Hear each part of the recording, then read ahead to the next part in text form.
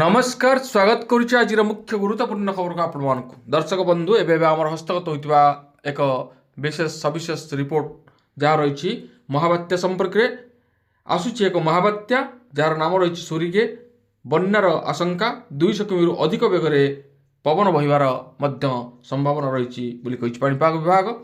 तेबे जानिबा एही बात्या विषय केउं स्थान रे बात्या सृष्टि होईची एवं एहा केउं केउं स्थान को प्रभावित करिछि बा करिवो से संपर्क में मुझे आपको संपूर्ण विवरण वीडियो प्रदान करी से आप निश्चित वीडियो को प्रथम शेष पर्यंत देखिए। जब वीडियो भल लगे पाखे लाल बटन निश्चित सब्सक्राइब करेंगे पाखे बेल आइकन बजाई देवे एवं ऑल नोटिफिकेशन क्लिक करेंगे भूलें जहाँफल वीडियो सर्वप्रथम आपण निकट में पहुँच पार। तेज आसतु जाना यही बात्या सुरी के संपर्क में कौन कही पाणीपाग आसूची एक बड़ बात्या खबर अनुसार जहाँ बहुत खराब परिस्थिति सृष्टि करें जार प्रभाव में बन्यार संभावना रही बात्या फिलिपाइन्स उपकूल को मुहाउछि। यह प्रथम और बड़ बात्या बोली कहुई और कि यह तांडव रचिपे केउथि देश में पाणीपाग विभाग लोक मानू सतर्क कराई। पाणीपाग विभाग रिपोर्ट अनुसार फिलिपाइन्स सागर रे यही बात्या सुरीगे सृष्टि हुई बाइकल अंचल आड़ को धीरे धीरे मुहाई। तेबे यह स्थलभाग में लैंडफॉल करिवार संभावना कम रही। तेबे यार प्रभाव में प्रबल वर्षा और पवन होबार संभावना रही। वेदर चैनल रिपोर्ट अनुसार सुरीगार केंद्रीय चाप बा सेंट्रल प्रेशर 888 MB रु 895 MB रही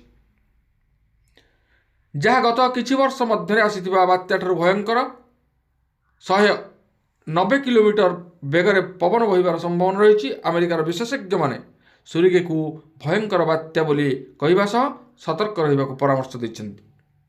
बात्या सुरीगे को नजर रखी 5 नंबर विपद संकेत सरकार जारी करिसेंति। यार प्रभाव में 215 किमी बेगर पवन बहिपारे जहाँ क्रमश घंटा प्रति 265 किमी पहुँचबार आशंका रही। दर्शक बंधु आम आपण को जो बात्यार कथा कहलु यह हूँ से बात्या जहाँ 2021 मसीहार प्रथम बात्या थिला जहाँ आज सोशल मीडिया एक प्लाटफर्म रे आम नजर को आसी। तेणु आपण माने भयभीत होबार कौन कारण ना। आम आपण मानू कहलु 2021 मसीहार जो बात्या सुरीगे जहाँ स्थलभाग को किभली भाव में प्रभावित करथिला से संपर्क में। तेणु एबे बात्या संबंध में कौन सविशेष तथ्य ना किंतु सोशल मीडिया एभली मिछ तथ्य जहाँकि प्रचार होउछि ताहा बड़ लज्जार विषय। तेणु आपण माने एभली तथ्य ठारू निश्चित रूपे दूरे रुहंतु। कौन बात्यार संभावना एबे नाही।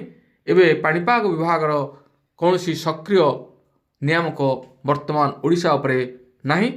तेणु पागरे परिवर्तन घटुछि जहाँकि प्रबल शीतरे जनजीवन अस्तव्यस्त होता धीरे धीरे शीत वर्तमान कमिबार लगी एवं पारद बढ़िबार लगी। दिन तापमात्रा बढ़ुची और रातिर तापमात्रा किछि मात्रा रे कमुची किंतु घन कुहुड़ी जनजीवन को विशेष भाव में अस्तव्यस्त करुछि। तेबे एइभली भाव में एक सप्ताह पर्यंत ओडिशा रे शीत जारी रहिबो बोली पाणीपाग विभाग आकलन करछि। तेबे आगकू भीषण वर्षार संभावना रही। फेब्रुआरी 2 तारिख जाए घन कुहुड़ीर संभावना रही। 9 जिला साधारण बा मध्यम धरणर कुहुड़ी हेबार संभावना रही।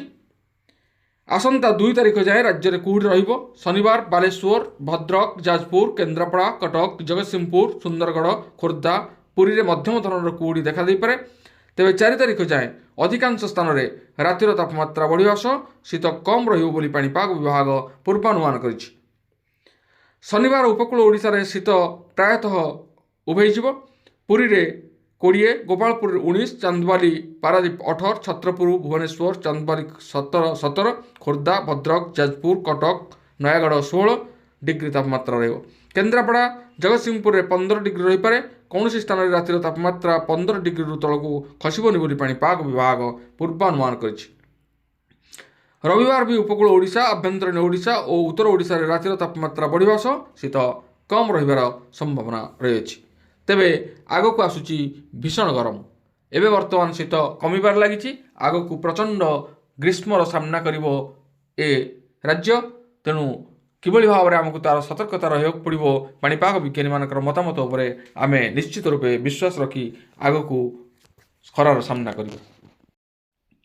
ତେବେ ଏ ଥିଲା ଆଜିର ପାଣିପାଗ ସମ୍ପର୍କିତ ଏକ ବିଶେଷ ଗୁରୁତ୍ୱପୂର୍ଣ୍ଣ ଖବର। ଆଜି ପାଇଁ ଏତିକି, ପୁଣି ଦେଖା ହେବା ଆଗାମୀ ଭିଡ଼ିଓରେ। ରହୁଛି, ଧନ୍ୟବାଦ, ନମସ୍କାର।